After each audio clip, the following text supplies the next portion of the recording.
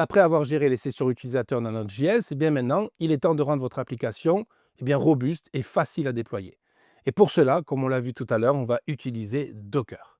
Donc Docker, c'est un outil qui va vous permettre d'encapsuler tout simplement une application, ses dépendances, dans un conteneur. En gros, un conteneur, c'est comme une mini-machine virtuelle, mais beaucoup plus légère et rapide. Cela va vous permettre de faire tourner exactement la même application avec les mêmes réglages sur n'importe quel ordinateur.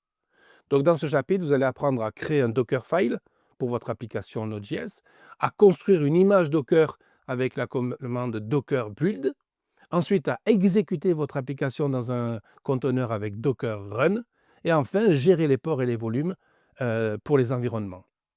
Vous allez voir aussi comment utiliser Docker Compose pour orchestrer plusieurs services comme votre API Node.js et une base de données MongoDB ou PostgreSQL. Donc l'objectif ici sera tout simple, ce sera de vous rendre autonome sur le déploiement.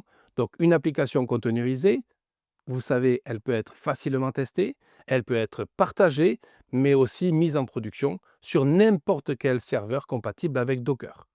Et vous verrez, à la fin de ce chapitre, vous saurez construire une image Docker pour Node.js. Vous allez pouvoir la lancer localement et comprendre les bases de Docker Compose. Si jamais vous avez des soucis d'installation de Docker, n'hésitez pas à regarder. Certains cours ici présentés dans votre formation vous expliquent comment installer Docker tout simplement.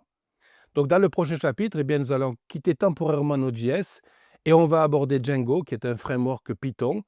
Et nous verrons ensemble comment poser les fondations d'un projet back-end en Python avec une structure claire, un serveur de développement et pourquoi pas une première route fonctionnelle.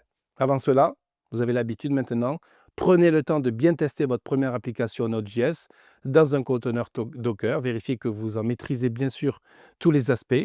C'est indispensable pour pouvoir continuer sur la suite de cette formation.